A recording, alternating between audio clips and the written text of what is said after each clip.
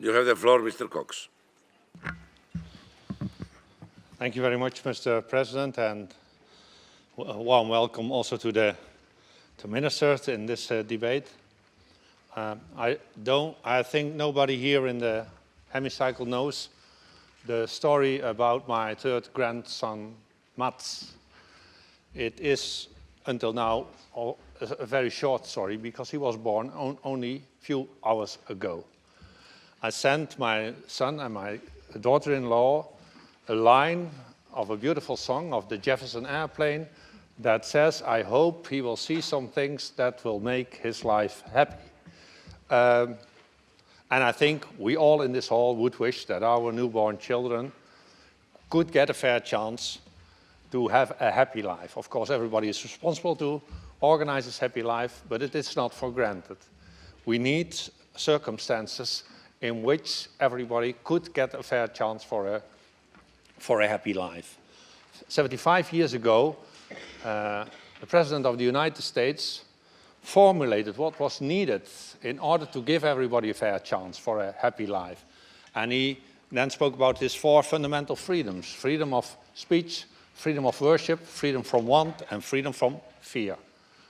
And 9 years later, in 1950, this Council of Europe formulated its European Convention on Human Rights, in which these fundamental freedoms of Roosevelt were defined even more precisely, and more important, where these fundamental rights were guaranteed. All the member states that signed, ratified the European Convention on Human Rights declare that they will guarantee and stand for the protection of fundamental rights as enshrined in our European Convention.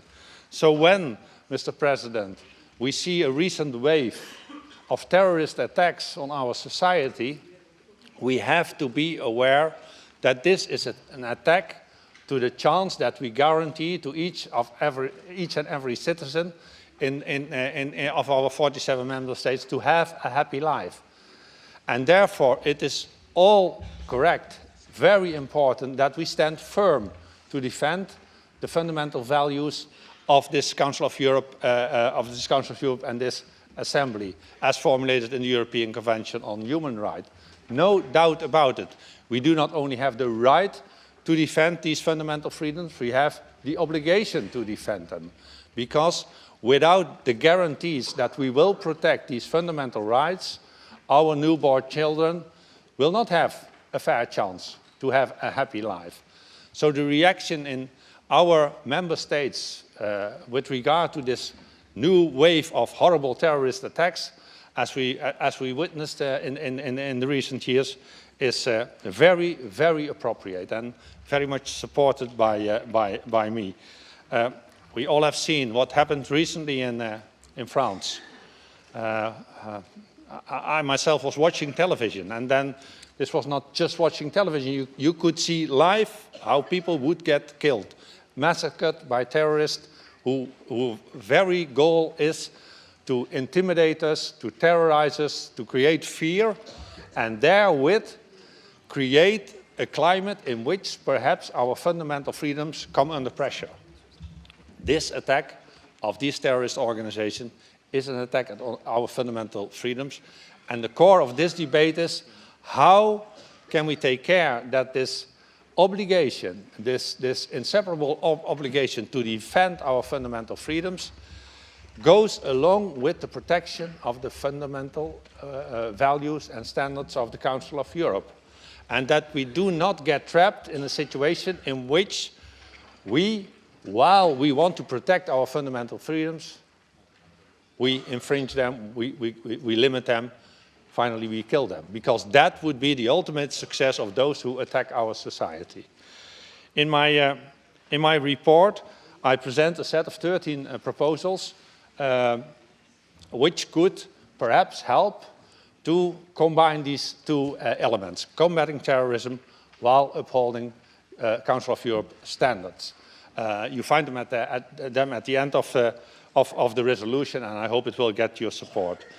May I emphasize some of the conclusions that I have drawn in my report, a report that was supported almost unanimously, I think, in the Committee on Political Affairs, and also has been looked very carefully at in the Legal Affairs Committee and in the Equality Committee. And also there, I think, the overall idea is that it is a suitable resolution. I think, Mr. President, that we have to reaffirm once again our absolute condemnation of all acts of terrorism, and that we say here loud and clear, no arguments can justify them here, where or ever. And that we should, as an assembly, reject any attempt to excuse terrorist attacks, as they go completely against the spirit and the standards and the values enshrined in our convention. A second conclusion, we have to applaud the many and the various ways in which individuals, groups and societies have protested against the past year, against all these acts of terrorism. We all recall, of course, that on the 11th of January in Paris, about 2 million people, with them 40 leaders, heads of states and government, showed in Paris in a rally of unity. And at the same time, about 4 million people elsewhere were showing their solidarity with this demonstration. We should applaud that, because it shows that we do not intend to give up this struggle, but that we want to win this struggle against terrorism. I would emphasize that we should emphatically reject the abuse of the description Islamic by terrorist criminal organizations. Neither Daesh nor similar terrorist groups have any right to claim that they act in the name of Islam, nor that they represent the Muslim community. On the contrary, Mr. President, most of their victims until now are Muslims. They have been and still are terrorized, abused, exploited, tortured and massacred by these terrorists like Daesh, whereas their religion is smeared by the abusive term of the term Islamic by these very groups. Another conclusion, we as the Assembly should recognize the invidious position in which these attacks place Muslims, and that we should call on the political leaders to take particular care in condemning such attacks to avoid making stigmatizing generalizations that portray whole groups of the population as responsible for the acts of individuals.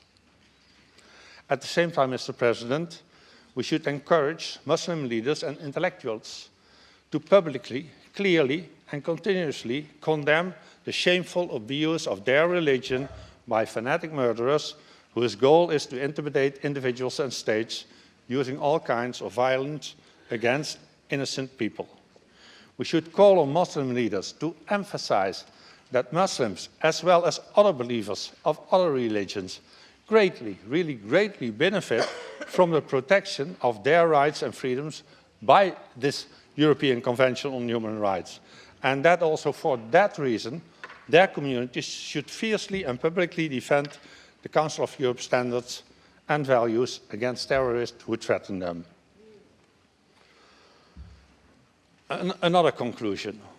After these recent terrorist attacks, several politicians, important politicians, declared a state of war with Daesh. Of course, we all could understand it, but however, those who commit terrorist acts are not soldiers of an army representing a state or an international organization, but ruthless criminals who commit crimes against innocent people in order to destabilize our societies, to destabilize our societies. And when we recall Resolution 1841 from 2011 on human rights and the fights against terrorism, we now have to reaffirm that the concept of war on terror is misleading and therefore unhelpful and should be a threat to the entire framework of the international human rights. Mr. President, let me draw your attention on some other elements. That is, the concerns that I express in my report with regard to certain measures taken by some member states. I mention in my report France and Turkey, and I give more examples in the explanatory memorandum, because there are more states who have this debate on what could we do and what should we do? And I'm looking forward to the address of the Minister, because he surely will come to this item. Last remark. I think it is unacceptable that until now the financial lifelines to Daesh have not been cut, although the United Nations Convention on the Suppression of Financing Terrorism has been adopted worldwide. There is no place for casting a blind eye to the shameful behavior of states and inhabitants of states. There is no room for hypocrisy. If we want to fight Daesh, we should, to begin with, to cut the lifelines to that organization. Mr. President, I hope that my report and my resolution show that combating terrorism and upholding the standards of the countries of Europe are not contradictory, but they are complementary.